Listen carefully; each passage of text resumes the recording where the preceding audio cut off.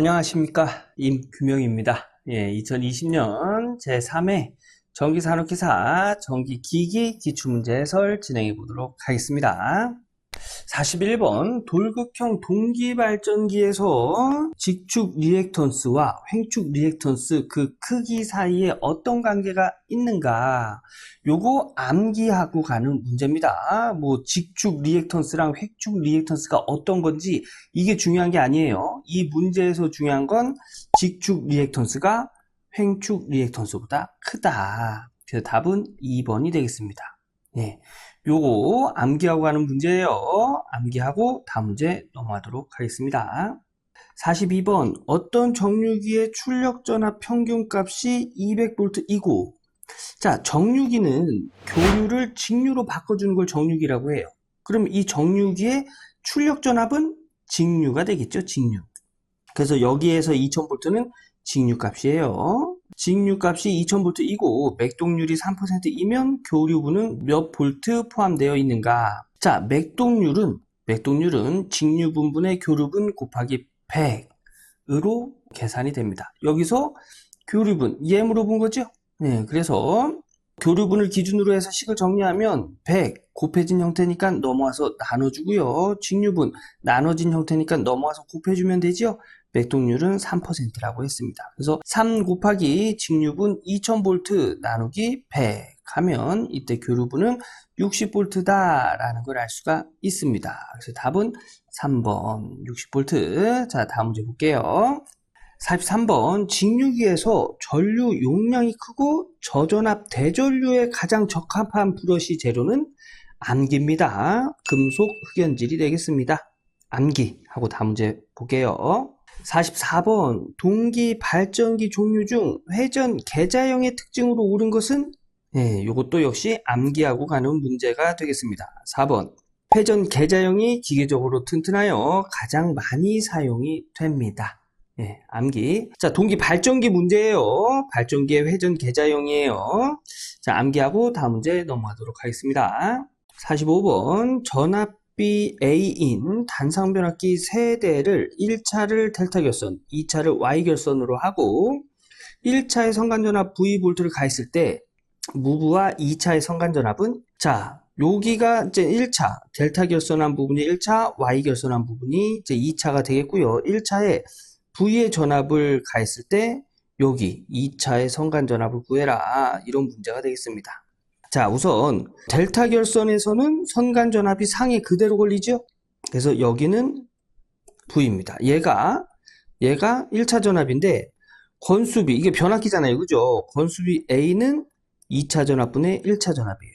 2차 전압, 요 2차 전압을 기준으로 해서 식을 정리하면 분수의 결과값과 분수의 분모는 서로 자리 바꿔도 된다고 했어요. 그래서 2차 전압은 건수비분의 1차 전압입니다. 그래서 2차, 여기 1차의 상에서 2차의 상으로 이렇게 걸릴 때는 요거죠. 1차 전압의 건수비를 나눈 값이 요 상에 걸리는 거예요.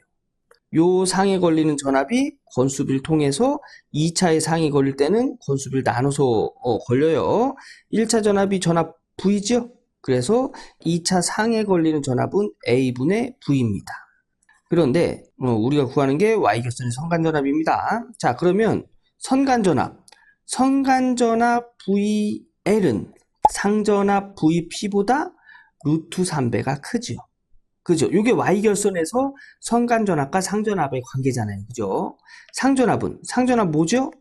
건수비분의 V라고 했죠. 그래서 루트 3 건수비분의 V가 여기 Y결선의 선간전압이 되겠습니다. 요거랑 똑같은 게 3번에 있네요. 그래서 45번의 답은 3번. 자, Y결선에서의 선간전압과 상전압의 관계, 그 다음에 델타 결선에서 선간전압과 상전압의 관계, 이런 관계를 알아야 해결할 수 있는 문제가 되겠죠? 요거 직접 한번 쭉 정리해 보시고 다음 문제 넘어가도록 하겠습니다. 46번 단상 및 삼상 유도전압 조정기에 대한 설명으로 옳은 것은 유도전압 조정기. 답은 1번입니다. 이 문제도 암기하고 가는 문제예요. 삼상 유도전압 조정기에는 단락건선이 필요가 없습니다. 근데 단상에는 단락건선이 있어야 돼요. 요 내용이 이제 정답이 되겠습니다. 네, 요거 암기하고 다음 문제 넘어갈게요. 47번 12극과 8극인 두 개의 유도 전동기를 종속법에 의한 직렬 접속법으로 속도 제어할 때 전원 주파수가 60Hz인 경우 무브화 속도는 몇 RPS인가? 요거는 초당 회전 속도예요. 자, 그런데 속도 제어 중 직렬 종속법, 그러니까 종속법에서 직렬 접속했을 때에 그때 이제 회전 속도는 극수, 두 개의 전동기의 극수를 더한 것분의 120 곱하기 주파수, 요런 식으로 구합니다. 요게 직렬 종속법이에요. 근데 여기 단위는 RPM, 분당 회전수예요. 근데 문제에서는 초당 회전수를 물어봤죠. 우선 분당 회전수를 구해볼게요. 극수 P1이 12극, P2가 8극이라고 두고 주파수 60Hz라고 했죠. 얘네들을 이 공식에다 적용하면 이때의 회전 속도, 동기 속도가 되겠죠. 360 RPM이 되겠습니다. 요건 분당입니다. 근데 초당으로 구하라고 했죠. 그래서 여기다가 60을 나누면 초당이 되는 거예요. 그래서 초당 6 RPS로 회전한다. 그래서 답은 2번이 되겠습니다. 자, 참고사항으로 병렬 족속법은 좀 전에 우리가 직렬 종속법에다가 2를 곱한 값으로 구하고요. 차동 접속법은 두 개의 극수를 빼줍니다. 예, 요런 게 조금 달라요. 예, 요 문제 직렬 종속법을 이용해서 직접 정리해 보신 후에 다음 문제 넘어갈게요. 48번 인버터에 대한 설명으로 옳은 것은 인버터는 직류를 교류로 변환하는 장치입니다. 그래서 직류를 교류로 답은 1번이 되겠네요. 컨버터는 교류를 직류로. 그래서 요거 암기할 때 이렇게 암기하시면 좀 편해요. 인, 디, 안 해서 인버터는 DC를 안은 이제 A죠. A가 이런 발음 나잖아요. 그죠? 그래서 DC를 AC로 변환하는 장치다. 인버터는 DC를 AC로 변환하는 장치다. 인디안 이렇게 암기하시면 도움이 되실 겁니다. 자, 다음 문제 보겠습니다. 49번 직류전동기의 역기전력에 대한 설명으로 틀린 것은 답은 2번이 되겠습니다. 역기전력은 회전 방향에 따라 크기가 다르다? 회전 방향은 관계가 없어요. 자, 역기전력 구하는 직류전동기에서 역기전력 구하는 공식 요렇게 있잖아요. 그죠? 회전 방향과는 관계가 없죠. 회전 수와는 관계가 있어요. 근데 회전 방향과는 관계가 없습니다.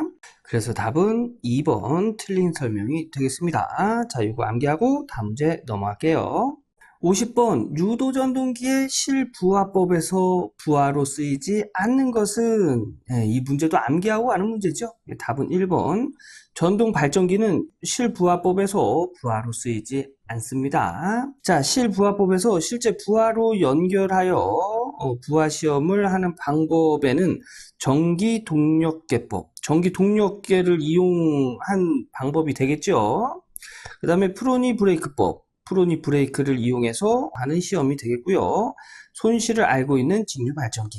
그래서 요 2번, 3번, 4번은 실부하법에서 쓰이는 부하가 되겠고요. 전동 발전기는 부하로 쓰이지 않습니다. 그래서 답은 1번. 다음 문제 볼게요.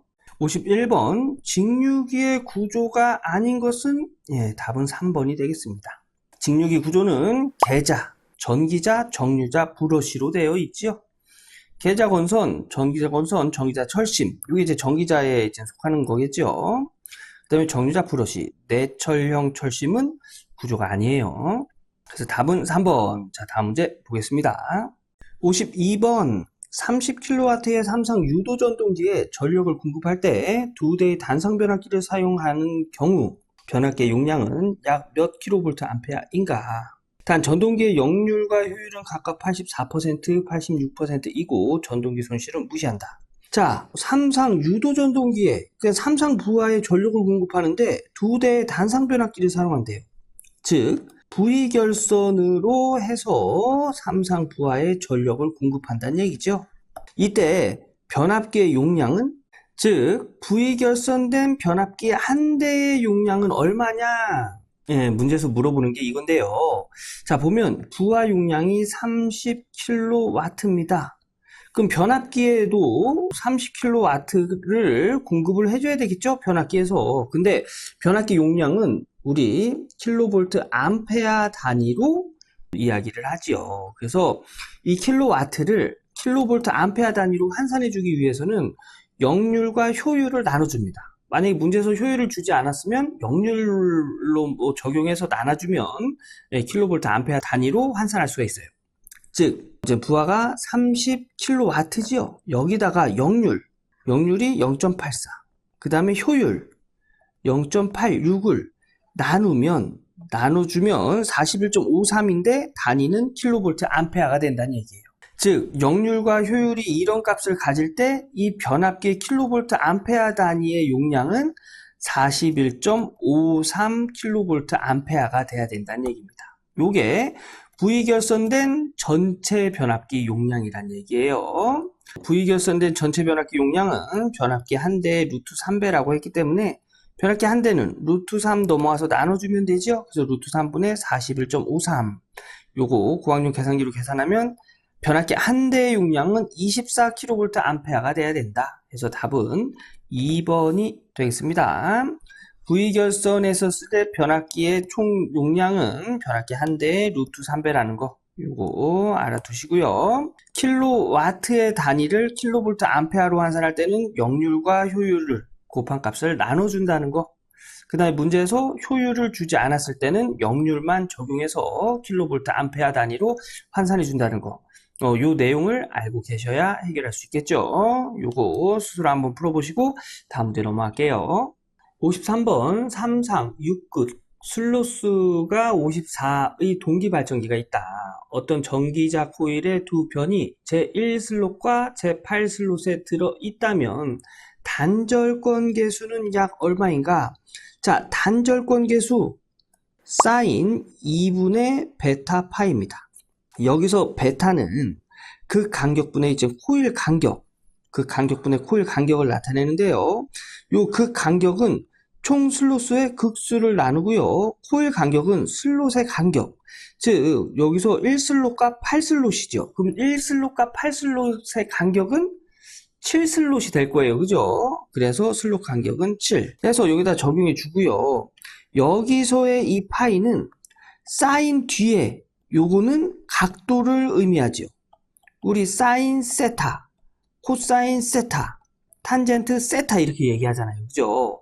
사인, 코사인, 탄젠트 뒤에는 각도가 옵니다. 그래서 얘가 각도를 의미한다는 얘기예요. 각도에서의 파이는 3.14예요? 아닙니다. 180도예요. 그래서 이런 것들을 여기다 적용해서 계산하면 단절권 계수를 알 수가 있습니다. 자, 우선 베타부터 구해보면 극수분의 총 슬롯수가 그 간격이에요. 극수 6굿 총 슬롯수가 54분의 슬롯 간격 1슬롯에서 8슬롯의 간격 7슬롯이라고 했죠. 그래서 베타는 9분의 7. 자, 얘를 여기다 적용하고요. 여기 파이에다 180 적용하면 사인 요거 2분의 1 곱하기 베타가 9분의 7 곱하기 파이가 180도. 요렇게 해서 고학용 계산기 누르면 0.9397 요게 단절권 계수가 되겠습니다. 답은 1번이 되겠네요. 단절권 계수 요거 구하는 공식 암기해야 되겠죠. 그리고 요 뒤에서의 파이는 180도라는 거, 베타는 이런 식으로 계산이 된다는 거 직접 계산해 보시고 다음 문제 넘어갈게요.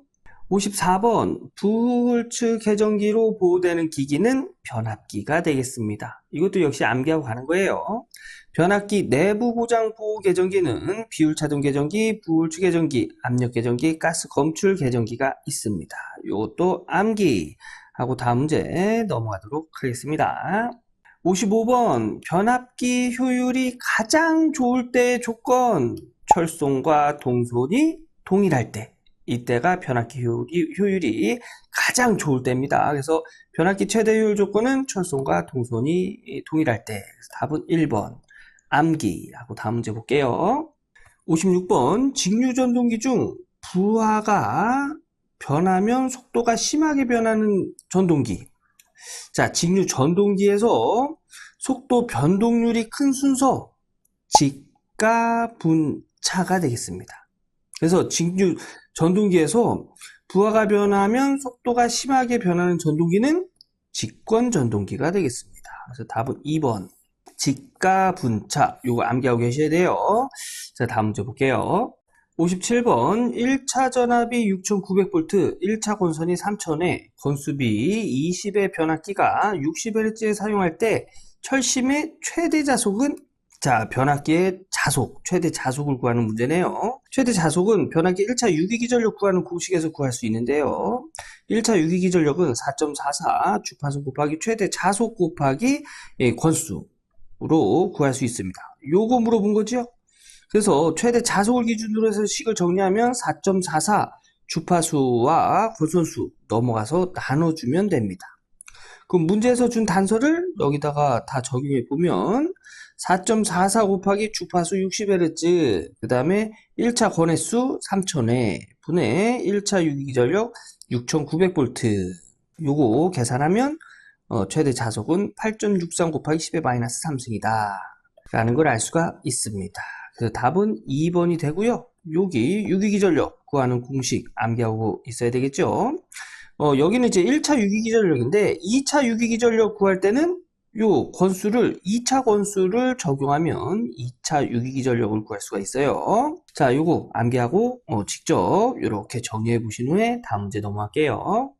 58번 표면을 절연 피막 처리한 규소 강판을 성층하는 이유로 옳은 것은, 답은 4번이 되겠습니다. 와류손에 의한 손실을 작게 하기 위해서.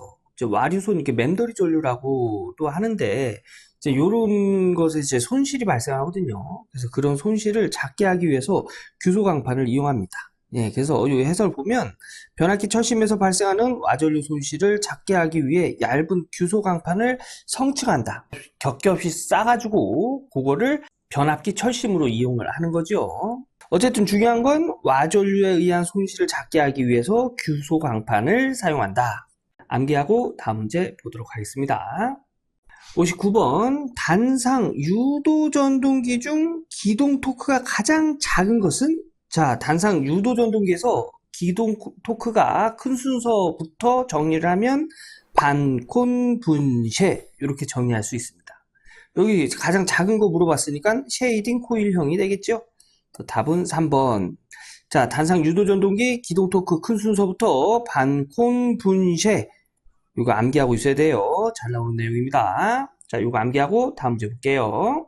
60번 동기기의 전기자 권선법으로 적합하지 않는 건 동기기 문제예요. 동기기 전기자 권선법으로 적합하지 않는 건 환상권이 되겠습니다. 예, 환상권은 환상철심의 안팎으로 권선을 감는 것으로 제작이 쉽지 않고 효율이 떨어져 거의 사용하지 않습니다.